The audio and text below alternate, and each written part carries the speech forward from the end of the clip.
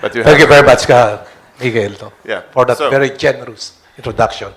Anyway, I'm happy that Gabe has really focused his presentation on corporate governance issues and really, insofar as it relates to compliance issues.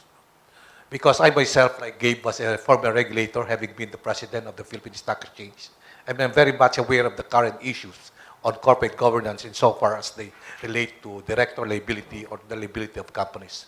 But what I'd like to do now is to focus on a country-specific, the Philippines more particularly, for governance, compliance, and legislative issues insofar as they relate to potential litigation. This is the Philippine experience.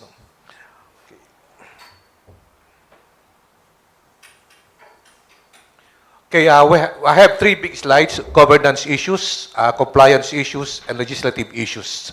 On governance, I'll talk more in particular in reference to lawyers because we are in a litigation forum. Under our law, supervision of lawyers is vested exclusively by the Constitution in our Supreme Court. Even the admission of practice, the disciplining of lawyers, and even the ability of foreign lawyers like you to be able to practice in the Philippines. We are now in, unlike here in Europe, where you have this Brexit, exiting from the Union.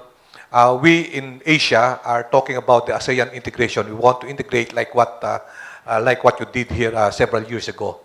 And we also have some WTO commitments. So one current issue now is facing our Supreme Court insofar as the legal profession is concerned is whether or not to admit foreign lawyers to practice in the Philippines.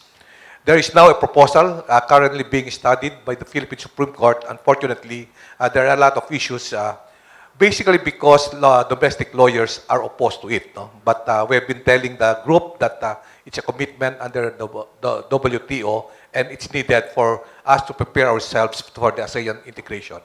But what I see happening is that in the recent future, like other Asian countries, Singapore, Hong Kong, we will have some rules that will allow, at least in part, foreign lawyers to practice in the Philippines. Of whether or not they will be able to practice litigation in the Philippines is a totally different question. But that's one of the issues that will be that is being discussed by the Philippine Supreme Court now. On compliance, there are compliance-related developments. For example, we have the Securities Regulation Code enacted way back in 2002. But I think CG, or corporate governance, is a big issue now.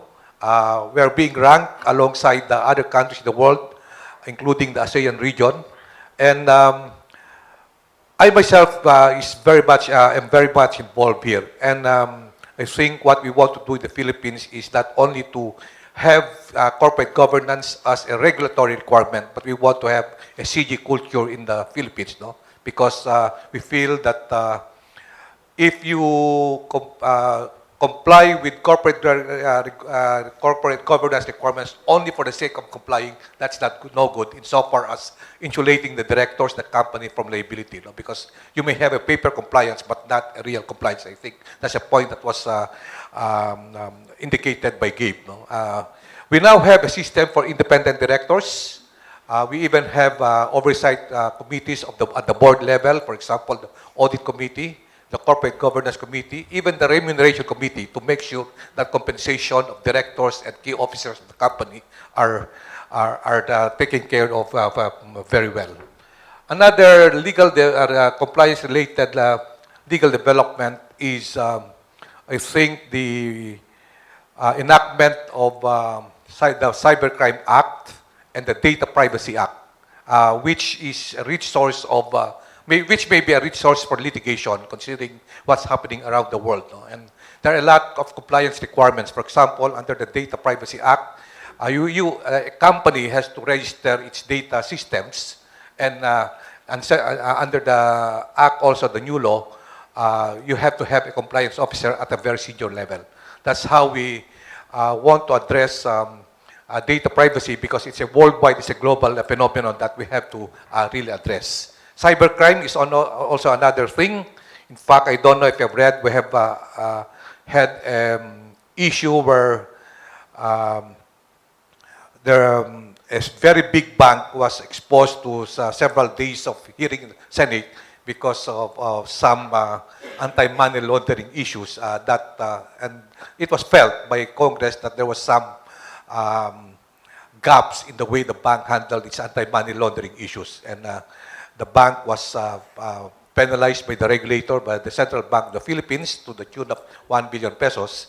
And there was a threat really to really go against the board as a board, the whole board. But I think all ended up very well. We just paid as was done in the United States and in the UK and in Europe, some monetary fine instead of the directors or the key officers being proceeded against criminally or civilly. But I think that particular case has given rise to a very important CG issue that this Cybercrime Data Privacy Act and this anti-money laundering is not only an operational thing, but it should become a board-level issue that the board, as a collegial body, as individual directors, have to take care of. Under the Securities Regulation Code, I mentioned about the Code of Corporate Governance. We have adopted quite recently the so-called comply or explain rule.